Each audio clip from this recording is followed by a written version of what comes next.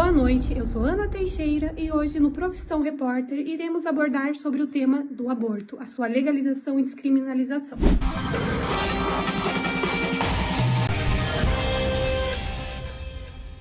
Hoje vamos ouvir diversos personagens para entender todos os lados acerca dessa questão tão delicada. O Supremo Tribunal Federal está julgando uma das ações mais relevantes da atualidade, a ADPF 442, que trata da possibilidade da descriminalização do aborto em até 12 semanas de gestação. Para aprofundar esse debate, hoje o programa vai receber a ministra Laura Aguiar, que já proferiu seu voto na ação. Ministra, qual foi o seu principal fundamento jurídico acerca do seu voto na ADPF 442? O fundamento central do meu voto foi o entendimento de que os artigos do Código Penal que criminalizam o aborto voluntário, especificamente os artigos 124 e 126, não foram recepcionados pela Constituição de 88. Esses dispositivos, ainda em vigor, prevêem pena de prisão para a mulher que interrompe voluntariamente a gestação. Trata-se de uma norma penal criada em 1940, sobre outra ordem constitucional. Portanto, sustentei que a criminalização total até a 12ª semana de gestação não apenas viola os direitos fundamentais, mas também aplica normas penais que não foram compatibilizadas com a nova ordem constitucional. Para entender como funciona o aborto dentro do sistema público de saúde, conversamos com a doutora Luísa Machado, médica do SUS, que irá nos explicar em que casos o aborto é permitido por lei. Como a senhora, que atua diretamente no SUS, enxerga os impactos da criminalização do aborto na saúde das mulheres, especialmente nas mais vulneráveis? O que é importante é esclarecer que dentro da nossa legislação existem apenas 3 casos de aborto ilegal no Brasil, sendo eles o aborto decorrente do estupro, da anencefalia e do risco iminente à vida da mãe. Como médica do Sistema Único de Saúde, todos os dias nós nos deparamos com meninas que são colocadas em situações de riscos dentro do aborto clandestino. Muitas das vezes as meninas chegam para nós em situações de infecções e de hemorragias graves que precisam ser controladas decorrentes disso. A criminalização não protege essas meninas, só faz com que elas sofram caladas, sozinhas e no desespero. A criminalização não atinge todas de forma igual. Enquanto temos pessoas com condições financeiras elevadas fazendo abortos seguros, as pobres morrem. A ADPF 442 não é um convite ao aborto, e sim um chamado à justiça, à equidade e ao cuidado com a saúde da mulher. Agora vamos falar com Mariana, uma garota que teve a oportunidade de fazer o aborto legal. Como esta experiência marcou a sua vida e a sua visão sobre o tema hoje? Como fica? Eu lembro que ela simplesmente falou que ia resolver o problema junto com meu pai. No dia seguinte, eu simplesmente estava embarcando com a minha mãe para Nova York e a gente foi numa clínica. Eu lembro que eles me deram uma anestesia, eu dormi e logo quando eu acordei, minha mãe falou que o problema já tinha sido resolvido. Hoje, praticamente 10 anos depois, eu sou casada, eu ainda não tenho filhos e eu me perguntei durante esses anos se eu teria feito essa escolha e a resposta foi sempre um sonoro não.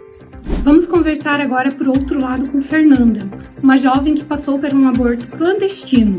O que levou você a seguir por esse caminho e como foi a sua experiência? Eu cresci em uma comunidade onde o acesso à saúde é muito precário. Sendo abusada pelo meu padrasto desde os 12 anos, quando completei 15, descobri que estava grávida. Eu não contei a ninguém, inclusive minha mãe, que sabia sobre os abusos e decidiu se calar por amor. Tinha uma amiga que era filha de uma mulher que possuía clínica clandestina. Conversei com ela e combinamos uma data para a interrupção da gravidez. Durante o procedimento, tive uma perfuração no útero e quase morri por conta de uma hemorragia.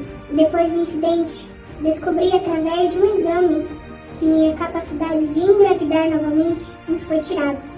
E as dores por conta da perfuração continuam até hoje. O aborto também é uma pauta de luta e posicionamento político. Conversaremos agora com a Nívia Andrade, feminista, militante, que defende a descriminalização do aborto como uma questão de saúde pública, igualdade e autonomia das mulheres. E Nívia, gostaríamos de saber qual que é a importância que você traz para esse tema a urgência da votação e a resolução dessa DPF no momento? Esse tema sempre foi urgente, né, para as causas feministas, não é só por conta da DPF que está acontecendo agora. O Estado, ele quer controlar o útero da mulher, e é por isso que a gente está aqui. Que ele obriga a nascer, mas na hora de ajudar e garantir esses direitos, que em tese é constitucional, ele não está aqui. Os números cada vez mais são alarmantes. Mais de 2 milhões de internações hoje ocorrem em questão da complicação do aborto. E isso a gente está falando de números de 10 anos. A gente está conversando aqui e várias mulheres estão morrendo nesse momento fazendo abortos clandestinos. Porque, mais uma vez, o homem está decidindo sobre o útero dela.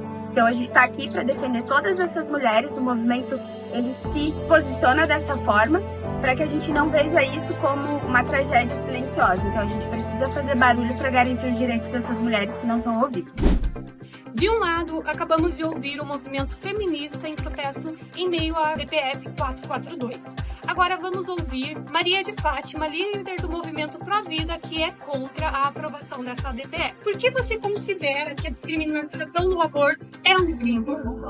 Nós acreditamos, nós do Pró Vida acreditamos que a vida ela começa desde o momento da concepção. Nós entendemos que há casos e que mulheres foram estupradas e nós sentimos muito por isso. Nós temos no nosso grupo mulheres que foram infelizmente violentadas, mas elas tiveram essas crianças, elas amaram essas crianças, algumas levaram essas crianças para os orfanatos e é isso que nós defendemos. Do porquê, se Deus permitiu que aquilo acontecesse na vida daquela pessoa, por que ela não leva aquela vida até o final e depois entrega? E aqui no nosso grupo mesmo, nós temos mulheres que sonham em ser mãe e não conseguem engravidar. E essas mulheres procuram nos orfanatos, essas mulheres procuram nas instituições, crianças que muitas vezes, aquela mulher que infelizmente aconteceu essa tragédia dela ter o seu corpo violado, entrega para adoção e essa criança pode vir por um lar de amor, por um lar de respeito, por um lar que tenha educação, que tenha princípios religiosos, que tenha moral, que tenha ética. E é por causa disso que nós defendemos que não se deve tirar a vida. Ministra, e quanto ao papel do Estado? Como a senhora avalia o caminho para a solução deste tema? O Estado brasileiro precisa abandonar o silêncio punitivo e assumir a sua responsabilidade constitucional diante desse grave problema de saúde pública e de desigualdade social que nós enfrentamos. A criminalização não impede a prática do aborto, apenas a torna clandestina, insegura e, sobretudo, seletiva. Essa realidade é incompatível com os princípios da igualdade, da não discriminação e da proteção à saúde, todos assegurados pela Constituição Federal.